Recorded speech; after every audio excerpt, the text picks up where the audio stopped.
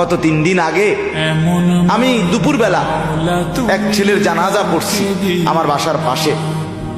22-23 বছরের এক ছেলে, চাঁদের মতো চেহারা, চাঁদের মতো চেহারা, এত সুন্দর চেহারা তার, লম্বা সুঠাম সুন্দর চেহারা। আগের দিন রাত্রে 11:30 বাজে সিএনজি ভাড়া করে একা কোথাও যাচ্ছিল।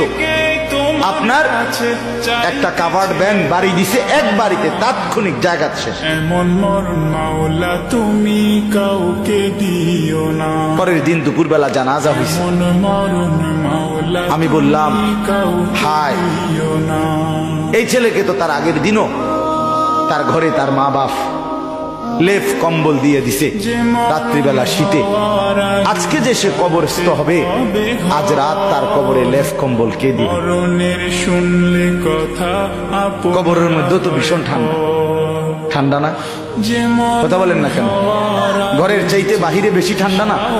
বাহিরের চাইতে মাটির নিচে বেশি ঠান্ডা না?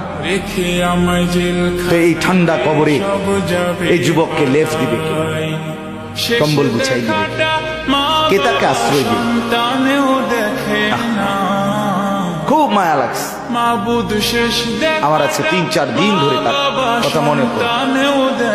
আমার ঘরে প্রতিবেশী, আমার পাশের প্রতিবেশী, তার বাবা জানাজার সামনে একটা শব্দ উচ্চারণ করতে পারে না, মানে একটা কথাও বলতে পারে না যে আমার ছেলেটাকে মাফ করে দিয়েন, বা ছেলেটাকে, মানে বেচারা নির্বাক, কথাই বলতে পারছে না।